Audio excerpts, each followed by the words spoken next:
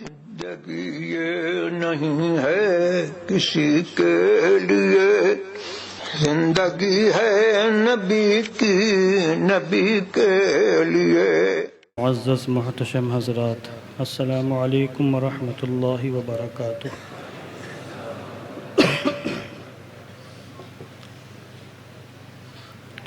الحمد للہ رب العالمین، والعاقبۃ للمتقین، والصلاة والسلام علی سید الانبیاء والمرسلین، وعلى آلہ الطیبین الطاہرین واصحابہ المطہرین، ومن اتبعہم بإحسان الی یوم الدین۔ اما بعد، فقد قال اللہ تعالی فی القرآن المجید والفرقان الحمید: یرید اللہ بکم اليسر ولا یرید بکم العسر ولتکملوا العدہ ولتکبروا اللہ علی ما ہداکم ولعلکم تشکرون۔ وقال سیدنا رسول اللہ صلی اللہ تعالی علیہ وسلم: من قام لیلتی العیدین محتسبا للہ لم یمت قلبه یوم تموت القلوب۔ صدق اللہ العظیم وصدق رسولہ النبی الامین المکین الکریم، ونحن علی ذلک لمن الشاہدین والشاکرین والحمد للہ رب العالمین۔ آئیے دل لگا کر اپنی اور ساری کائنات کے مرکز عقیدت حضور رحمت عالم جان عالم فخر بنی آدم سید الانبیاء والمرسلین رحمت للعالمین ارواحنا فداہ جناب محمد الرسول اللہ صلی اللہ تعالی علیہ وسلم کی مقدس بارگاہ میں درود و سلام کا ہدیہ محبت پیش کریں، پڑھیں بآواز بلند: اللہم صلی علی سیدنا شفیعنا حبیبنا مولانا محمد معدن الجود والکرم منبع العلم والحلم والحکم وآلہ وصحبہ۔ ہو جائے گا انشاءاللہ، ہو جائے گا انشاءاللہ، ہاں انشاءاللہ۔ ایک مرتبہ درود پاک پڑھ لیں: اللہم صلی علی سیدنا شفیعنا حبیبنا مولانا محمد مبارک وسلم صلاۃ و سلاما علیک یا رسول اللہ صلی اللہ تعالی علیہ وسلم۔ سب سے پہلے میں آپ سبھی حضرات کو دارالعلوم محبوب سبحانی کی جانب سے، اپنی جانب سے، یہاں کے اراکین منتظمین کی جانب سے عید الفطر کی بے شمار مبارکبادیاں پیش کرتا ہوں، اور دعا کرتا ہوں کہ اللہ عز و جل ہم سب کو عید الفطر کی حقیقی خوشیاں عطا فرمائے اور اس عظیم دن کی برکتوں سے مالا مال فرمائے۔ ابھی آپ حضرات نے کئی بار اس مسجد کے مؤذن صاحب کی زبانی اعلان سماعت فرمایا کہ گھبرانے کی ضرورت نہیں ہے، دوسری جماعت کا بھی اہتمام ہے۔ باہر کچھ حضرات بے قراری کا اظہار کر رہے ہیں، ان سے میں گزارش کرتا ہوں کہ وہ اگر آ ہی گئے ہیں اور اندر جگہ نہیں مل رہی تو خاموشی کے ساتھ، اطمینان کے ساتھ اللہ کا ذکر کریں، بیان سنیں، نعت پڑھیں، جو بھی ان کو یاد ہو کریں، مگر شور شرابہ نہ کریں۔ اگلی جماعت میں انشاءاللہ ان کو سکون کے ساتھ نماز پڑھنے کا موقع ملے گا۔ البتہ تیسری جماعت نہیں ہوگی، صرف دو ہی جماعتیں ہیں، اور ہمیں امید ہے کہ دو جماعتوں میں تمام نمازیوں کو ڈھنگ سے نماز پڑھنے کا موقع مل جائے گا۔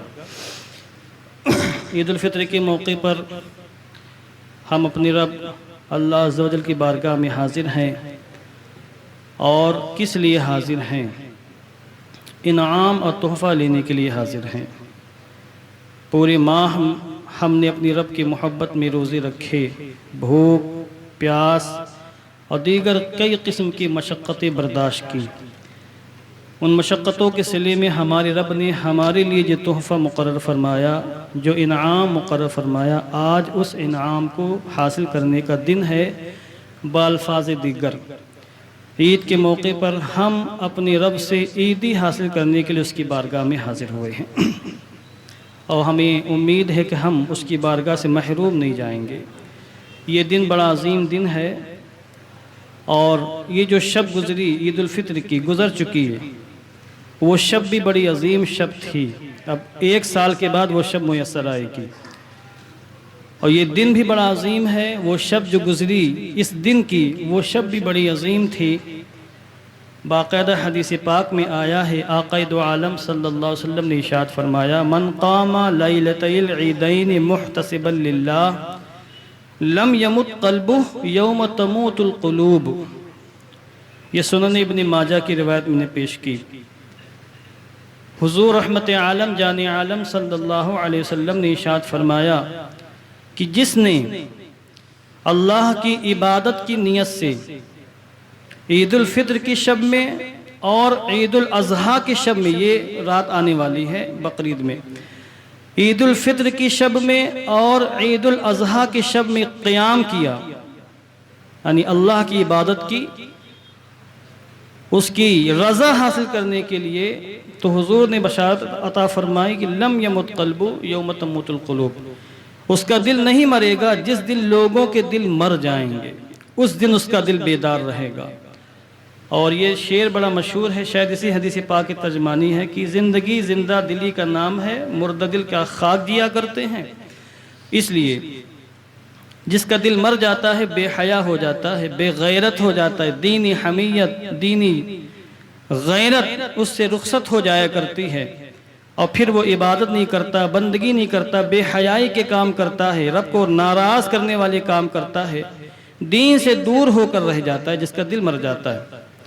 اس لیے دل کو زندہ رکھنا انتہائی ضروری ہے، اور دل زندہ ہوتا ہے اللہ رب العزت کے ذکر سے، رسول پاک کے تذکرے سے، اور رسول پاک کے محبوبوں کے ذکر سے دل زندہ رہتا ہے۔ اس لیے حضور نے بشارت عطا فرمائے کہ جس دن لوگوں کے دل مر جائیں گے، اس دن اس شخص کا دل نہیں مرے گا جس نے عید الفطر کی شب میں اللہ کی عبادت کی ہوگی اور عید الاضحیٰ کی شب میں اللہ کی بندگی کی ہوگی۔ شب گزر گئی، اب یہ شب 1 سال بعد آنے والی ہے۔ اب ابھی سے نیت کریں کہ اگلے سال جب عید الفطر کی شب آئے گی، لیلۃ الجائزہ، تو ہم انشاءاللہ ضرور اللہ کی بندگی کریں گے، اس کی بارگاہ میں سجدے بندگی پیش کریں گے۔ ہوتا یہ ہے کہ ماہ رمضان میں ٹوٹ کر اللہ کی عبادت کی جاتی ہے۔ گھر کی خواتین بھی پردوں کا خوب اہتمام کرتی ہیں، حجاب میں رہتی ہیں، روزے کی حالت میں بے حیائی کے کاموں سے بچتی ہیں، اچھے اچھے کام کرتی ہیں، اور مرد حضرات بھی خوب اللہ کی بندگی کرتے ہیں، روزوں کا اہتمام، تلاوت قرآن کا اہتمام، صدقات و خیرات کا اہتمام، رات میں تراویح کا اہتمام، تہجد کا اہتمام، یہ سارے اہتمام پورے ماہ رمضان میں ہوتے ہیں۔ مگر جب رمضان گزر جاتا ہے، اور ابھی صحیح ڈھنگ سے گزرا بھی نہیں، ابھی تو لیلۃ الجائزہ آئی نہیں کہ بس مارکیٹیں فل ہو جاتی ہیں، لوگ بازار چلے جاتے ہیں، عورتیں بھی برقع پہن کر چہرہ کھول کر بے حیائی کا مظاہرہ کرتی ہیں، اور مرد حضرات بھی بے حیائی کی ساری سرحدیں پار کر جاتے ہیں، گویا کہ 1 مہینے کا پورا اثر ختم ہو جاتا ہے، اور انعام لینے کے موقع پر غائب ہو جاتے ہیں۔ یہ تو اس مزدور کی طرح ہے جس نے مزدوری کی، محنت کی، اور جب مالک مزدوری دینے کے لیے بلایا مالک نے تو غائب ہو گئے اور مزدوری لینے سے محروم ہو گئے۔ ایسا انسان اس انسان کی طرح ہے۔ بہرحال بڑی خوش نصیبی اور سعادت مندی کی بات ان حضرات کے لیے جنہوں نے ماہ رمضان میں اللہ کی عبادت کی اور روزوں کو ان کے تقاضوں کے مطابق رکھا۔ حضرت سیدنا عبداللہ بن عباس رضی اللہ تعالیٰ عنہ سے حدیث پاک میں اس کا مفہوم اور خلاصہ نچوڑ عرض کر رہا ہوں کہ جب یہ لیلۃ الجائزہ آتی ہے، انعام کی رات، انعام کو عربی میں جائزہ کہا جاتا ہے، تو فرشتوں میں دھوم مچ جاتی ہے کہ لیلۃ الجائزہ آ گئی، انعام کی رات آ گئی، اور من جانب اللہ کے فرشتے زمین پر آتے ہیں، رحمت کے فرشتے، اور گلیوں میں اور ہر علاقے میں پھیل جایا کرتے ہیں۔ اور یہ ساری باتیں ہم کو حضور رحمت عالم جان عالم صلی اللہ علیہ وسلم نے بیان فرمائی، ان پر ایمان رکھنا ضروری ہے۔ اب فرشتے تشریف لاتے ہمیں نظر نہیں آتے، ہمیں فرشتوں کی باتیں سنائی نہیں دیتی، اللہ عز و جل اپنے بندوں سے کیا فرماتا ہم سن نہیں سکتے، مگر ہمارے حضور رحمت عالم جان عالم نے ارشاد فرمایا، لہذا ہم آمنا صدقنا، اسی کا نام ایمان ہے۔ تو حضور رحمت عالم جان عالم نے ارشاد فرمایا کہ لیلۃ الجائزہ آتی ہے تو فرشتوں میں دھوم مچ جاتی ہے، اور یوم الفطر यानी ईद उल फित्र के दिन फरिश्ते जमीन पर उतरते हैं और फिर वो एक ऐलान करते हैं, जिस ऐलान को इंसानों और जिन्नातों के अलावा सब सुनते हैं, अल्लाह की मखलूक सुनती। ये शजर व हजर, बरगो समर, खुशकुतर सब उस ऐलान को सुनते हैं। और वो फरिश्ते कहते हैं कि आए हुजूर रहमत आलम मोहम्मद अरबी की उम्मत, आओ उस रब की बारगाह की जानिब कि जो बेशुमार अता करता है और बड़े बड़े गुनाहों को माफ़ फरमा देता है। आओ उस रब की जानिब जो बड़ी बड़ी नेमतों से सरफराज फरमाता है और बंदों के बड़े बड़े गुनाहों को माफ़ फरमा देता है। छोटे गुनाहों का तो शुमार नहीं, बड़े बड़े गुनाहों को भी माफ़ फरमा देता है। आओ उस रब की जानिब। बंदे हाजिर होते हैं, ईदगाह में हाजिर होते हैं, जामे मस्जिद में हाजिर होते हैं, मोहल्ले की मस्जिद में हाजिर होते हैं, ईद दोगाना अदा करने की गरज से। अल्लाह अज़्ज़ व जल अपने फरिश्तों से इरशाद फरमाता है, आए फरिश्तों बताओ उस मजदूर की क्या मजदूरी है जिसने पूरी मेहनत से काम किया हो, जिसने काम में कोई कोताही न बरती हो, जिम्मेदारी को निभाया हो, उसकी क्या मजदूरी है। फरिश्ते अर्ज़ करते हैं, बारे इलाह उसकी मजदूरी यह है कि उसको मुकम्मल उजरत दे दी जाए, उसकी उजरत में कुछ कमी न की जाए। मेहनत की, मशक्कत की और सही ढंग से काम किया, जिम्मेदारी को निभाया, उसके अंदर एहसास जिम्मेदारी था, तो आए रब उसका हक यह है कि उसको महरूम न किया जाए, मुकम्मल तरीके से उसकी उजरत दे दी जाए। फरिश्ते जब ये जवाब अर्ज करते हैं रब ताला की बारगाह में और नमाज दोगाना हो जाती है, तो अल्लाह अज़्ज़ व जल अपने बंदों से मुखातिब होता है और ये इरशाद फरमाते हैं, मेरे बंदों मुझे कसम है मेरी इज्जत व जलाल की, मेरी आखिरत के बारे में, अपनी आखिरत के बारे में मुझसे जो भी सवाल करोगे महरूम नहीं करूंगा, और दुनिया के बारे में जो भी सवाल करोगे तो मसलहत को पेश नजर रखूंगा, तुम्हारे हक में जो बेहतर होगा वो फैसला करूंगा। उसके बाद अल्लाह अज़्ज़ व जल फरमाता है, तुम सब जाओ, मैं तुम सब से राजी हूं, मैंने तुम सबको माफ फरमा दिया है। ये नवेद जाफिजा, ये खुशखबरी रब ताला की बारगाह से हाजिर होती उन बंदों की जिन्होंने मुकम्मल तरीके से मेहनत की है, माह रमजान में भूख की शिद्दत बर्दाश्त की है, प्यास की तड़प बर्दाश्त की है, गुनाहों से दूर रहा है, बेहयाई के कामों से दूर रहा है, गलत रविश से दूर रहा है, बदअमली और बदकिरदारी से दूर रहा है, और रोजों को उनके तकासों के मुताबिक रखा है। जिस बंदे मोमिन ने इस अंदाज से रोजे रखे हैं, इस अंदाज से बंदगी की है, तो उनके लिए बशारत है कि ऐ मेरे बंदो जाओ, मैं तुम सबसे राजी हूं, मैंने तुम सबको माफ फरमा दिया है। तो वो रब शब गुजर गई जो लैलतुल जायजा है, और ये दिन ये यौमुल जायजा है, इनाम हासिल करने का दिन है। इसलिए हमें खुशियां मनानी चाहिए कि हमने रब ताला की इबादत की, रब ताला की बंदगी की, और हकीकी खुशी उन्हीं के लिए। बाकी वो लोग जो पूरे महीने गाफिल रहे, न नमाज से मतलब, न रोजों से मतलब, न तरावी से मतलब, या तरावी पढ़ी तो शबीना पढ़ के बाकी गोल कर दिया, या बस यूं ही दिखावे के लिए आ गए, पीछे खड़े रहे और इमाम से रुकू में गए, दौड़कर रुकू में शामिल हो गए, अपने आप को धोखा देते रहे। ऐसे लोगों के लिए शब न इनाम के शब है, न ये दिन इनाम का दिन है। ऐसे लोग महरूम हैं, ऐसे लोग अल्लाह की रहमत से गोया कि महरूम हैं, जिन्होंने माह रमजान के सही ढंग से रोजे नहीं रखे या सिरे से रोजे रखे ही नहीं। इसलिए हमें जिन्होंने भी सही ढंग से रोजे रखे, हकीकी खुशी उन्हीं के लिए है और हकीकी ईद उन्हीं के लिए। ईद का माना ही खुशी होता है। खुशी किसको हासिल होगी? जिसको कुछ मिलने वाला हो, और जिसको कुछ न मिले उसको काहे की खुशी। घर में छोटे बच्चे, उनको ईदी न मिले, उनको खुशी नहीं हासिल होगी। तो जिन मुसलमानों को रब ताला की बारगाह से ईदी हासिल न हो, वो कैसे खुश हो सकते हैं? इसलिए हमें, अगर हमने कुछ कोताही की है, कुछ गफलतें हमने की हैं, तो फिर हम अज़्म करें कि आइंदा ऐसी गफलतें नहीं होंगी, आइंदा ऐसी कोताही नहीं होंगी। और हमने माह रमजान में पूरे महीने गुनाहों से बचकर, शरारतों से बचकर, रोजे रखकर, तरावी पढ़ के, तिलावत कुरान करके, हराम कारियों से दूर रहकर अपने दिल में तक़वे का जो चिराग रोशन किया है, हमें कोशिश करनी चाहिए कि वो चिराग गुल न होने पाए। हमने पूरे महीने मेहनत करके अपने ईमान के दरख्त को मजबूत किया है, कोशिश करें वो दरख्त मुरझा न जाए। हमने मेहनत करके, कोशिश करके पूरे महीने मेहनत की, और मेहनत करने के बाद ईमान का जो, मेहनत करने के बाद तक़वे की जो शमा रोशन की है, वो शमा बुझने न पाए। ایسے لوگ بھی ناکام و نامراد ہیں جو پورے مہینے اہتمام کرتے رہے، ماہ رمضان کی جانے کے بعد مکمل طریقے سے غافل ہو گئے۔ اب میں آپ کو سمجھاتا ہوں۔ فرض کریں ایک انسان ایسا ہے جس نے محنت کی، اپنے خون پسینے کی کمائی، گاڑھی کمائی لگا کر ایک بہترین مکان تعمیر کیا۔ محنت کرنے کے بعد ایک مکان تعمیر کیا، سجایا سنوارا اور سارے اسباب جمع کیے، اور جب مکان تعمیر ہو گیا، تیار ہو گیا، تو بس خود ہی اپنے مکان کا دشمن ہو گیا کہ نہیں اس کو میں توڑ دوں گا، اور ہتھوڑا لے کر توڑنا شروع کر دے۔ پہلے محنت کر کے اس کو بنوایا، سارا پیسہ خرچ کر دیا، محنت کی، مشقت کی، اور جب مکان تعمیر ہو گیا تو اس کا دشمن ہو گیا، اور مکان کو منہدم کرنے کے لیے تیار ہو گیا۔ بالفاظ دیگر موجودہ حالات کے تناظر میں بلڈوزر چلوانے کے لیے باقاعدہ اس نے کوشش کی۔ اب آپ بتائیں ایسا انسان عقل مند ہے کہ بیوقوف ہے؟ ظاہر سی بات ہے، کوئی بھی عقل مند انسان ایسے شخص کو عقل مند تھوڑی کہے گا۔ جو ایسے شخص کو عقل مند ہے وہ خود عقل مند نہیں، پیدل ہے۔ ایسا انسان بیوقوف ہے، احمق ہے، گھامڑ ہے، چغد ہے، اس کے پاس عقل و شعور کی دولت نہیں ہے کہ اپنے پیسہ خرچ کر کے مکان تعمیر کرنے کے بعد پھر اس کو منہدم کر رہا ہے۔ دنیا میں ایسا کوئی انسان نہیں ملے گا، اگر ملے گا تو پاگل ہی ملے گا، مجنون ملے گا، کوئی عقل مند نہیں ملے گا۔ یہ ایک موٹی سی مثال ہے۔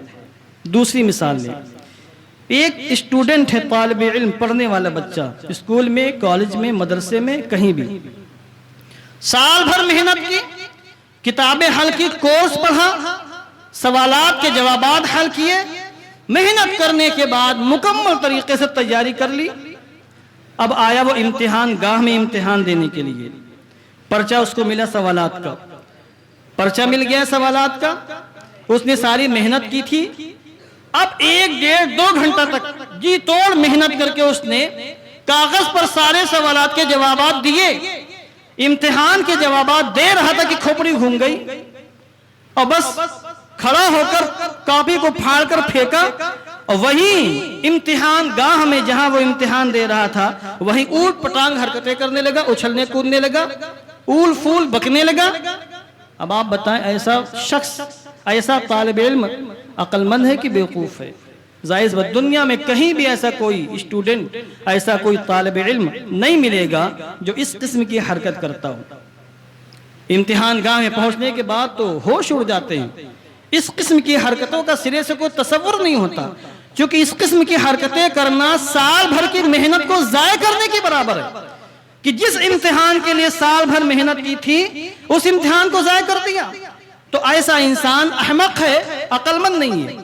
ایک کسان ہے، میں تیسری مثال پیش کر رہا ہوں، ایک کسان ہے جس نے اپنی محنت کے ذریعے ہل چلا چلا کر کھیت کو جوتا، اس میں بیج ڈالے، پانی لگایا، نہ دھوپ کی پرواہ کی، نہ بارش کی پرواہ کی، نہ طوفان کی پرواہ کی، ہر قسم کی محنت مشقت جھیلنے کے بعد اس کی کھیتی تیار ہو گئی۔ 4 5 6 مہینے کے بعد جب اس کی کھیتی تیار ہوئی، پیڑ لہلہانے لگے اور غلہ نکلنے کی باری آنے لگی، تو پھر وہ ہنسیاں لے کر، پھر وہ اوزار لے کر کھیتی میں پہنچا اپنے کھیت میں، اور ایک طرف سے اپنے درختوں کو کاٹ کر پھینکنا شروع کر دیا۔ جب کھیتی حاصل کرنے کا وقت آیا، کھیتی تیار ہونے کا وقت آیا، تو اس نے اوٹ پٹانگ حرکت کر کے پورے کھیت کو تباہ و برباد کر دیا، اس نے آگ لگا دی۔ اب آپ بتائیں ایسا انسان عقل مند ہے کہ بیوقوف ہے؟ ظاہر سی بات ہے دنیا میں ایسا کہیں کوئی انسان نہیں ملے گا جس نے 5 6 7 مہینہ محنت کر کے اپنی کھیت کو تیار کیا ہو، اور جب کھیتی تیار ہونے والی ہو تو پھر وہ درختوں کو کاٹ کر پھینک دے۔ ایسا کوئی انسان نہیں ملے گا۔ کوئی مالی، کوئی باغبان، کوئی کھیتی کرنے والا، کوئی پڑھائی محنت مشقت کرنے والا، کوئی گھر بنانے والا، ایسا آپ کو ہرگز دنیا میں نہیں ملے گا، اور کوئی ملے گا تو کوئی بھی انسان اس کو عقل مند نہیں کہے گا، باشعور نہیں کہے گا۔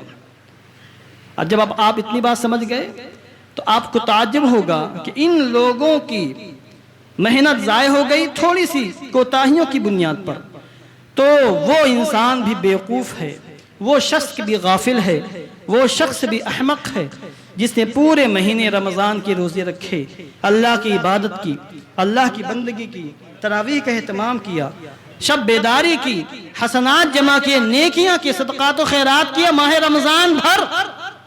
اور جب رمضان گزر گیا، رمضان میں محنت کرنے کے بعد اس کے دل میں جو تقوی کا چراغ روشن ہو گیا تھا، دل میں جو نور کا ایک چراغ روشن ہو گیا تھا، رمضان کے گزرنے کے بعد اس روشن ہونے والے چراغ کو، اس روشن ہونے والی شمع کو اس نے خود اپنی کوتاہیوں، اپنی غفلتوں، اپنی نادانیوں کی بنیاد پر بالکل بجھا دیا، بالکل ختم کر دیا، اور اس طریقے سے وہ تقوی سے دور ہو گیا، گویا کہ تقوی کی اس کو بھنک تک نہیں لگی تھی. ایسا انسان عقل مند ہے کہ بیوقوف ہے؟ اگر آپ کہیں کہ یہ 3 مثالیں میں نے پیش کی، ان 3 مثالوں میں اپنی عمارت کو منہدم کرنے والا، اپنے امتحان کے پرچے کو پھاڑ کر پھینک دینے والا، اپنی کھیتی کو جلا دینے والا، برباد کر دینے والا اگر عقل مند نہیں ہے تو ایسا انسان بھی عقل مند نہیں ہے جس نے ماہ رمضان میں تو خوب عبادت کی، ماہ رمضان کے گزر جانے کے بعد اس نے عبادت سے ایسا منہ پھیرا کہ کبھی وہ جمعے میں حاضر ہو رہا ہے، کبھی وہ 15 دن کے بعد مسجد میں حاضر ہو رہا ہے، کبھی 1 مہینے کے بعد حاضر ہو رہا ہے، یہ بھی توفیق مل جائے تو، ورنہ پھر اگلے سال رمضان میں حاضر ہو رہا ہے. ایسا انسان بھی بیوقوف ہے کہ نہیں ہے؟ اور ایسے انسانوں کی 1-2 نظیریں نہیں ہیں، کروڑوں انسان ایسے دنیا میں ہیں جو ہر سال اس قسم کی حماقت کر رہے ہیں، اس قسم کی بیوقوفی کر رہے ہیں، اور محنت اور مشقت کرنے کے بعد انہوں نے اپنے ایمان کی جس کھیتی کو لہلہایا تھا اس کو 1 مہینے کے بعد ضائع کر دیا. محنت اور مشقت کرنے کے بعد ایمان کی جس شمع کو جلایا تھا اپنی غفلتوں کی بنیاد پر اس کو بجھا دیا. محنت اور مشقت کرنے کے بعد اپنے ایمان کے جس شجر کو انہوں نے مضبوط اور توانا بنایا تھا اپنی کوتاہیوں کی بنیاد پر اس کو پھر سے کمزور کر دیا، نحیف کر دیا، یا یہ کہ جڑ سے اکھاڑ کر پھینک دیا. اس لیے ہمیں اپنے اعمال پر، اپنے کردار پر نظر ثانی کرنے کی حاجت ہے، اور یہ سارا پیغام ہر سال دیا جاتا ہے. اگر ہم اپنے اعمال پر نظر ثانی نہیں کرتے ہیں تو پھر ہلاکت ہمارا مقدر ہے. سمجھ لیں آپ، تباہی سے ہمیں کوئی نہیں روک سکتا، بربادی سے ہمیں کوئی نہیں بچا سکتا ہے. اس لیے ہمیں چاہیے کہ ہم نے اپنی محنت کے ذریعے تقوی کا جو چراغ روشن کیا ہے یہ چراغ سال بھر روشن رہے. جس طرح ماہ رمضان میں ہم نے روزوں کا اہتمام کیا، اور روزوں کا اہتمام کرنے بعد بے حیائی کی کاموں سے بچے، چغلی غیبت سے بچے، لڑائی فساد سے بچے، قتل و غارت گری سے بچے، دیگر حرام کاریوں سے بچے، رشوت لینے رشوت دینے سے بچے، شراب نوش سے بچے، زنا و بدکاری سے بچے، اور دیگر حرام کاریوں سے بچے. ماہ رمضان کے بعد بھی اسی طریقے سے ہم بچنے کی مکمل کوشش کریں. ہم اگر کوشش کریں گے اللہ ہمیں توفیق بھی عطا فرمائے گا. بندہ کوشش کر سکتا ہے، توفیق من جانب اللہ ہے. عزم مصمم کریں، اگر ہم نے کوشش کی، کاوش کی تو ہمیں اللہ توفیق عطا فرمائے گا اور گناہوں کی نفرت دل میں پیدا ہو جائے گی. جس طرح ماہ رمضان میں ہم نے تلاوت قرآن کا اہتمام کیا، 5-5 6-6 8-8 10-10 پارے بھی پڑھنے والے بندے موجود ہیں، اتنا زیادہ تلاوت ہم نے کیا ہے. تو ماہ رمضان کے بعد اگر ہم 10-10 پارے نہیں پڑھ سکتے ہیں تو کم سے کم ایک پارے کی تلاوت تو روزانہ کر ہی سکتے ہیں. یہ بھی نہ ہو سکے تو کم سے کم اپنا قرآن مقدس سے تعلق قائم رکھنے کے لیے 1-2 صفحے کی تلاوت روزانہ ہونی ہی چاہیے. اگر اللہ توفیق دے تو کنز الایمان اٹھائیں، ترجمے کے ساتھ 1 سے 2 صفحہ آپ روزانہ پڑھ لیا کریں.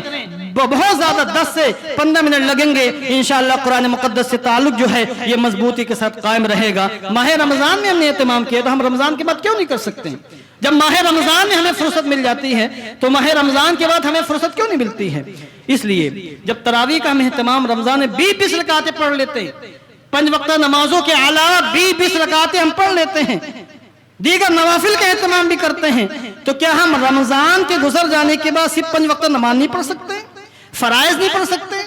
ارے میں تو یہ کہتا ہوں کہ اگر آپ کے پاس فرصت نہیں ہے، دل گوارا نہیں کرتا، مصروف ہے، بزی ہے، اولاً تو یہ ہونا چاہیے کہ فرائض کے ساتھ ساتھ جو سنن و نوافل ہیں، سنت نمازیں، نفل نمازیں بھی ہیں، ان کو بھی پڑھیں. اگر یہ نہیں کر سکتے کم سے کم اتنا تو کریں، اپنی جانوں پر رحم کریں کہ کم سے کم فرض نماز ہی پڑھ لیا کریں. اللہ توفیق دے گا تو فرض نماز کی برکت سے سنت سے محبت پیدا ہوگی، نوافل سے محبت پیدا ہوگی، اور پھر فرائض کے بعد نوافل و سنت کا اہتمام کرنے کے بھی اللہ توفیق عطا فرما دے گا. اس لیے جو چراغ ہم نے تقوی کا روشن کیا اور جس مقصد کے لیے رمضان کے روزے فرض ہوئے یا ایھا الذین آمنوا کتب علیکم الصیام کما کتب علی الذین من قبلکم لعلکم تتقون. اس میں آخر میں لعلکم تتقون بیان کیا گیا. ابھی رات میں ایک صاحب کا میسج آیا کہ تقوی کا معنی کیا ہے. اب انہوں نے 12 علماء سے لفظ تقوی سنا ورڈ، مگر وہ تقوی کا مفہوم سمجھ نہ سکے. اور بہرحال میں نے ان کو آڈیو ریکارڈ کر کے بھیجا اور تقوی کا صحیح معنی بیان کیا تو ان کی بانچیں کھل گئیں. بہت خوش ہو گیا کہ اچھا تقوی کا یہ معنی ہے. اور میں نے علماء سے 12 سنا مگر میں سمجھ نہیں پایا تقوی تقوی تقوی ہے کیا. بہرحال تو پرہیزگاری کا جو ہم نے چراغ روشن کیا، گناہوں سے بچنے کی جو صفت ہمارے اندر پیدا ہوئی ماہ رمضان میں، اس صفت کو ضائع نہ ہونے دیں، اس شمع کو گل نہ ہونے دیں، اس درخت کو بچائیں، اس عمارت کو منہدم ہونے سے بچائیں. اگر آپ نے ایسا کر لیا تو یقیناً یہ آج کا دن آپ کے لیے یوم الجائزہ ہے، انعام کا دن ہے. آپ اس حال میں گھر جائیں گے کہ آپ بخش دیے جائیں گے، اللہ عز و جل آپ سے راضی ہو جائے گا، اس کے رسول حضور رحمت عالم بھی آپ سے راضی ہو جائیں گے. دعا کرتا ہوں کہ اللہ عز و جل ہم سب کو نیک صالح متقی پرہیزگار بنائے. اور جس طریقے سے ہم نے ماہ رمضان میں اللہ کی عبادت کی بندگی کی، ماہ رمضان اب جبکہ چونکہ گزر چکا ہے، ان ایام میں بھی اللہ عز و جل ہمیں بندگی کرنے کی توفیق عطا فرمائے. کم از کم فرائض پر عمل کریں اور حرام سے بچیں. اگر آپ نے فرائض پر جو چیزیں فرض اور ضروری ہیں ان پر عمل کر لیا اور جو چیزیں حرام ہیں ان سے بچ گئے تو انشاءاللہ عز و جل دھیرے دھیرے آپ دیگر چیزوں پر بھی عمل کرنے لگ جائیں گے اور مکروہات سے بھی بچنے لگ جائیں گے. باقی توفیق اللہ دینے والا ہے. آپ نیت کر سکتے، بس نیت اچھی رکھیں. اس لیے حدیث پاک میں آیا ہے نیت المومن خیر من عملہ. مومن کی نیت اس کے عمل سے بہتر ہے. کبھی کبھی نیت وہ کام کر جاتی کہ عمل نہیں کر پاتا ہے. اس لیے نیت اچھی رکھنی چاہیے. جب نیت اچھی ہوتی ہیں تو پھر اس کے اچھے نتائج، اچھے اثرات